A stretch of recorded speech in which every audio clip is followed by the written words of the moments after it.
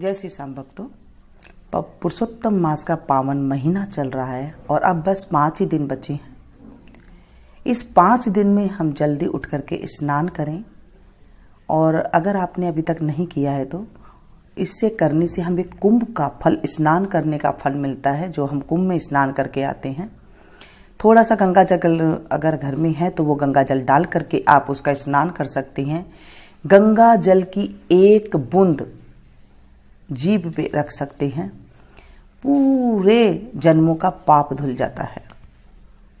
दीप दान कर सकते हैं, श्रीमद् भागवत जी का पुस्तक दान दे सकते हैं, इससे करोड़ों कुलों का उद्धार करता है वो। कल हमने 25वें अध्याय का स्मरण किया था और आज हम 26वें अध्याय का स्मरण करेंगे। बोले विष्णु भगवान की जय।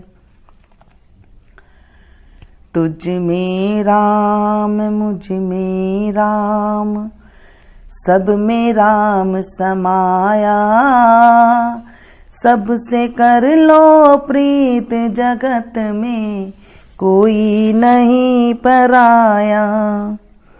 तुझ में राम मुझ में राम, सब में राम समाया, सबसे कर लो प्रीत जगत में कोई नहीं पराया।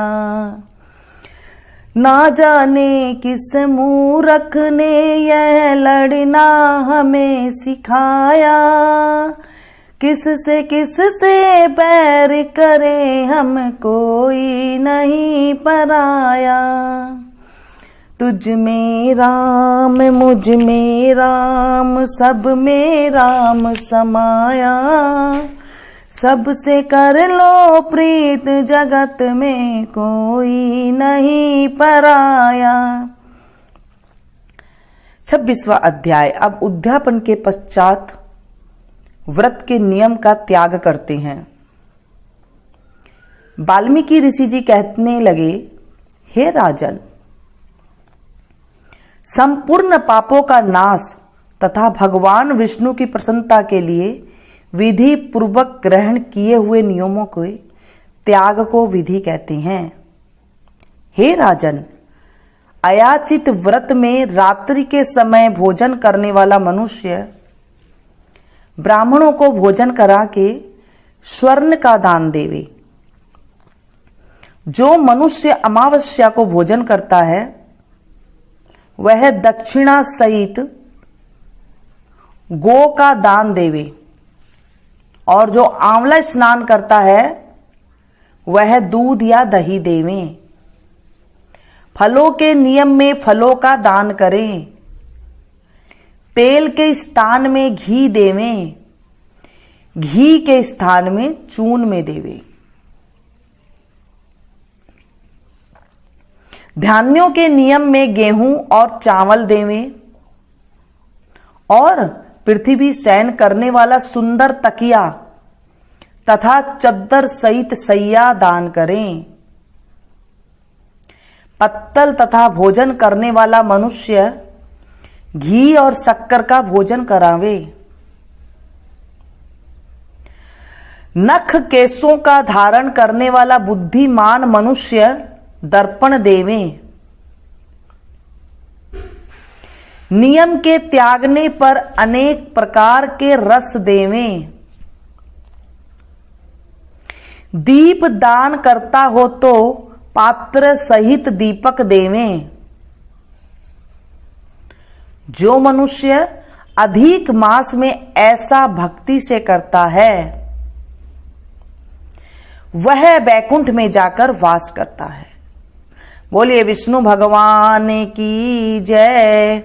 आज हम 26वें अध्याय और 27वें अध्याय का पाठ का स्मरण करेंगे, तो आप 27वें अध्याय स्मरण करते हैं। बोलिए विष्णु भगवान की जय। कृष्ण कन्हैया लाल की जय। श्री नारायण कहने लगे कि वाल्मीकि ऋषि इस प्रकार राजा दृढ़धनवा को उद्यापन विधि बता करके कहने लगे, हे राजन, तेरा कल्याण हो। अब मैं पाप नासिनी सरयू को जाता हूं तब राजा आनंद युक्त स्त्री सहित उनकी पूजा करने लगा। ऋषि ने राजा की पूजा को अंगीकार कर उसे आशीर्वाद दिया। तब सायंकाल हो जाने पर वाल्मीकि ऋषि वहां से चल दिए। राजा भी सीमा तक उनको पहुंचाकर अपने घर आया और अपनी रानी गुण सुंदरी से कहने लगा, हे सुंदरी, राग द्वेष वाले गंधर्व नगर के समान इस असार संसार में मनुष्य को क्या सुख है।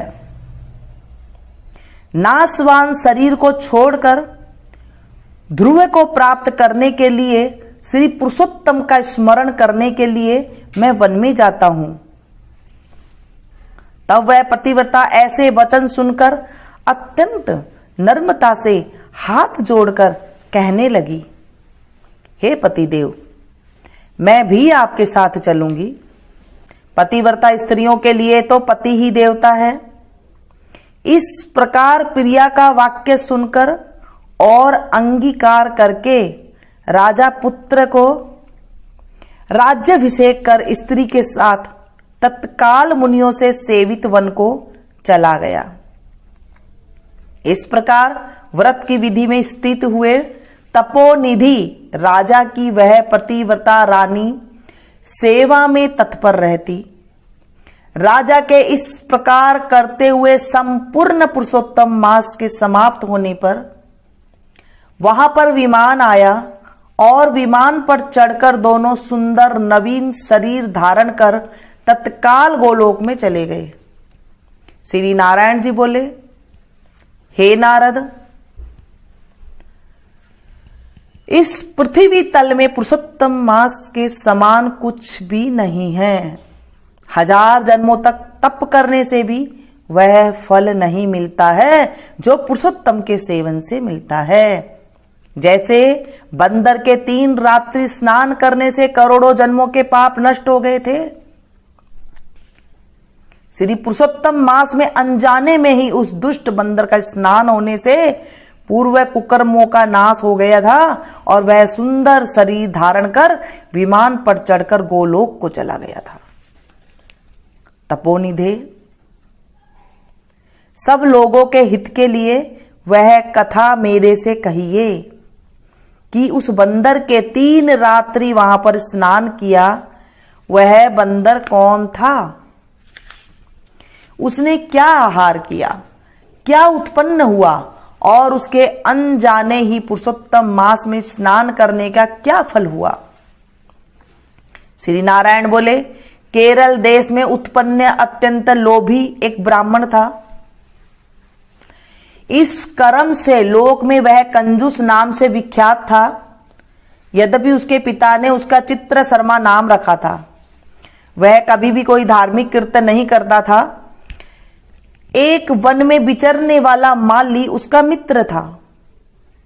वह ब्राह्मण सदैव अपने उस मित्र माली के पास जाकर और रोकर बारंबार अपना दुख कहा करता था कि नगर के रहने वाले सदैव मेरा तिरस्कार ही करते हैं। इससे इस नगर में रहना अति कठिन हो गया है। वह माली उसको दीन जानकर दया करता हुआ बोला, हे चित्र शर्मा, तुम इस समय बाड़ी में रहो। कंजूस माली के वचन सुनकर बड़े आनंद से उस बाड़ी में रहने लगा। नित्य उसके निकट रहता और उसकी आज्ञा का पालन करता। इससे उस माली का उस ब्राह्मण पर दृढ़ विश्वास हो गया।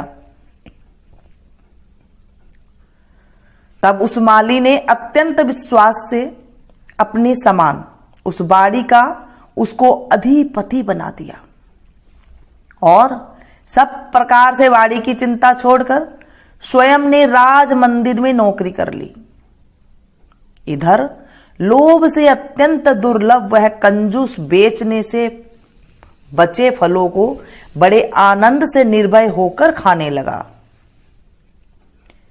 उस वाणी से उत्पन्न हुए द्रव्य को निर्भर होकर आप ही ग्रहण कर लेता, और जब बाड़ी का माली पूछता तो असत्य बोलकर बहाना करता। इस प्रकार बुढ़ापे से गलित शरीर वाला वह दुर्बुद्ध कंजूस 87 वर्ष का हो गया था। तत्पश्चात वह मूढ़ व्यक्ति वाला कंजूस मृत्यु को प्राप्त हो गया। उसको जलाने के लिए काष्ठ भी नहीं मिला, लकड़ी भी नहीं मिली उसे जलाने के लिए। वेदों को जानने वाले विद्वान कहते हैं कि बिना फल भोगे पाप नष्ट नहीं होते हैं। चाहे कोई भी इंसान हो, जैसा कर्म करता है उसे वैसा ही फल भोगना ही पड़ता है। मरने के पश्चात वह यमदूत के मुर्दगरों की मार से हाहाकार करता हुआ अति भयंकर यम मार्ग को चला। विलाप करते हुए, रोते हुए उस ब्राह्मण को यमराज के दूत यमराज के निकट लेकर के गए। चित्रगुप्त उसको देखकर, उसके शुभ अशुभ कर्मों को देखकर अपने स्वामी धर्मराज से कहने लगा, यह कंजूस ब्राह्मण अधर्मी है। इस दुर्बुद्धि वाले धन के लोभी का कुछ भी कार्य अच्छा नहीं है, इसके कुछ भी कर्म अच्छे नहीं है। यह बड़ा भारी पापी है। यह बाड़ी में रहता हुआ बड़े पाप कर्म करता रहा है। बाड़ी के मालिक का माली से विश्वासघात किया है। श्री नारायण जी बोले, हे नारद, इस प्रकार चित्रगुप्त के वाक्य सुनकर धर्मराज अत्यंत क्रोध से भरे हुए वचन से बोले, यह 1000 वर्ष तक बंदर की योनि में रहे और विश्वासघात का फल इसको बाद में मिलेगा। बोले विष्णु भगवान की जय। कृष्ण कन्हैया लाल की जय। आज हम गजेंद्र मोक्ष का पाठ का स्मरण करेंगे। आज के दिन जब हम गजेंद्र मोक्ष का पाठ का स्मरण करते हैं तो हमारे करोड़ों गुना पाप की दूरी हो जाती है। गजेंद्र मोक्ष। नाथ कैसे गज को फंद छुड़ायो, नाथ कैसे गज को फंद छुड़ायो, यह अचरज मोही आयो। गज और ग्राह लड़त जल भीतर, लड़त लड़त गज हरायो। ज्यों भर सूंड रही जल ऊपर, तब हरि नाम पुकार्यो। नाथ कैसे गज को फंद छुड़ायो, यह अचरज मोही आयो। सबरी के बेर सुदामा के तंदुल, रुचि रुचि भोग लगायो। दुर्योधन की मेवा त्यागी, साग विदुर घर खायो। नाथ कैसे गज को फंद छुड़ायो, यह अचरज मोही आयो। बैठ पताल काली नग नाथ्यो, फण पर नृत्य करायो। बैठ पताल काली नथ नाथ्यो, फण पर नृत्य करायो। गिरि गोवर्धन कर पर धार्यो, नंद को लाल कहायो। नाथ कैसे गज को फंद छुड़ायो, यह अचरज मोही आयो। असुर बकासुर मारियो, दावा नलपान करायो। खंब पाड़ हिरणाकुश मारियो, नरसिंह नाम धरायो। नाथ कैसे गज को फंद छुड़ायो, यह अचरज मोही आयो। अजामील गज गणिका तारी, द्रौपदी को चीर बढ़ायो। स्तन पान कर पूतना मारी, कुब्जा को रूप बनायो। नाथ कैसे गज को फंद छुड़ायो, यह अचरज मोही आयो। कौरव पांडव का युद्ध रचायो, कौरव मार हटायो। दुर्योधन का मान घटायो, मोही भरोसा आयो। नाथ कैसे गज को फंद छुड़ायो, यह अचरज मोही आयो। सब सखियां मिल बंधन बांधियो, रेशम गांठ बंधायो। छूटे नहीं राजा जी का कंगन, कैसे गोवर्धन उठायो, नाथ कैसे गज को फंद छुड़ायो, यह अचरज मोही आयो। योगी जान जाको ध्यान धरत है, ध्यान धरत नहीं आयो, सूर श्याम प्रभु तुम्हारे मिलन को, यशोदा की धेनु चरायो, नाथ कैसे गज को फंद छुड़ायो, यह अचरज मोही आयो। जय बोले विष्णु भगवान की जय। गजेंद्र मोक्ष का पाठ करने से हमारे जीवन के संकट जितने भी होते हैं, दुख होते हैं, ये दूर हो जाते हैं।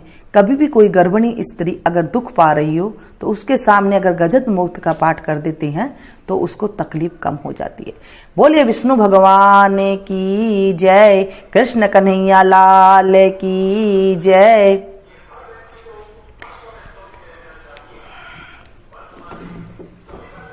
भक्तों, आज हमने ये पाठ का स्मरण किया है, इसे ज़्यादा से ज़्यादा अपनों के साथ शेयर कीजिएगा, क्योंकि जब हम ज़्यादा से ज़्यादा किसी को सुनते हैं, सुनाते हैं और हुंकारा भरते हैं तो हमारे जीवन के कष्टों की निवृत्ति होती है। जैसे मैंने आप लोगों को सुनाई और आपने कई सारे लोगों ने एक साथ सुनी है, तो मुझे भी करोड़ों गुना फल का मिला है। मैं चाहती हूँ कि आप लोगों को भी करोड़ों गुना फल की प्राप्ति हो। आप लोग इसे ज़्यादा से ज़्यादा अपनों के साथ शेयर कीजिएगा ताकि आप भी काफ़ी लोगों को एक साथ सुना सकें।